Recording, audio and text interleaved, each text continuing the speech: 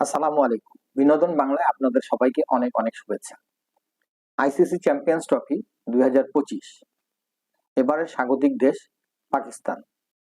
ICC champions ট্রফিতে এবার 8টি দল অংশগ্রহণ করতেছে।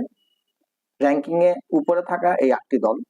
তো আজকে আমি যে 8টি দল নিয়ে কথা বলবো, এই চ্যাম্পিয়ন্স ট্রফিতে তাদের প্রস্তুতি কিরকম এবং চ্যাম্পিয়ন্স ট্রফি 19 ফেব্রুয়ারি পাকিস্তান এবং নিউজিল্যান্ডের উদ্বোধনী ম্যাচের মধ্য দিয়ে টুর্নামেন্টটা শুরু হতে যাচ্ছে।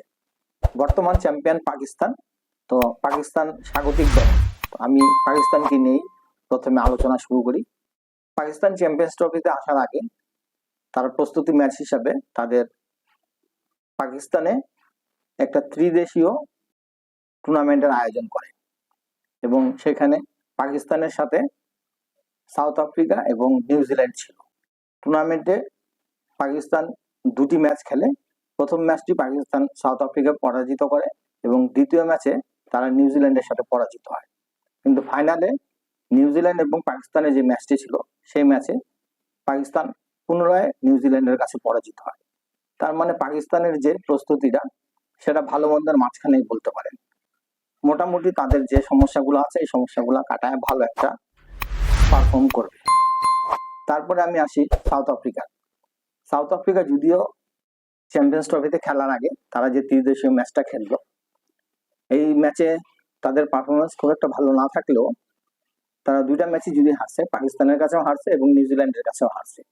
এটার মূল কারণ ছিল তাদের ঘরোয়া লিগে বেশ কিছু প্লেয়ার খেলতে থাকার কারণে তারা পূর্ণ টিমটা নিয়ে আসতে পারেনি, যার কারণে তাদের খেলার উপরে এটার প্রভাব পড়ছে।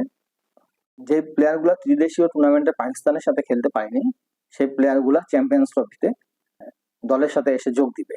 তো সেই দিক দিয়ে যদি দেখেন তাহলে দলটা মোটামুটি ব্যালেন্স হয়ে যাবে। এরপরে আসা যাক নিউজিল্যান্ডের ব্যাপারে। নিউজিল্যান্ড বলতে পারেন মানসিকভাবে বেশ চাঙ্গা আছে, কেননা তারা এই চ্যাম্পিয়ন্স ট্রফি খেলার আগে ত্রিদেশীয় যে টুর্নামেন্টটা খেললো পাকিস্তানে, সেটাতে তারা সাউথ আফ্রিকাকেও পরাজিত করেছে এবং পাকিস্তানকে তারা পরাজিত করে ত্রিদেশীয় এই টুর্নামেন্টটা চ্যাম্পিয়ন হয়। তো সেই দিক দিয়ে বলতে পারেন তাদের প্রস্তুতিটা বেশ ভালোই গেছে।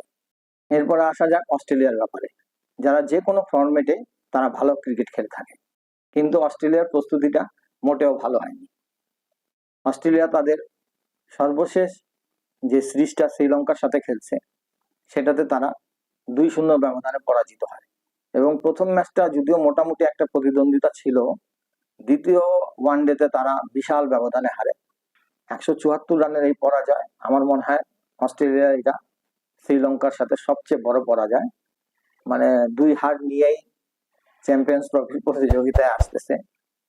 এরপর আসা যাক ইংল্যান্ডের ব্যাপারে। ইংল্যান্ড সদ্য সমাপ্ত ভারতে একটা সিরিজ খেলছে, 3 ম্যাচের ওয়ানডে সিরিজ, যেটাতে একেবারে হোয়াইট ওয়াশ হয়ে গেছে তারা এবং খুব যে একটা ভালো খেলছে তাও কিন্তু না। তো ইংল্যান্ডের অবস্থাও খুব একটা সুবিধাজনক না।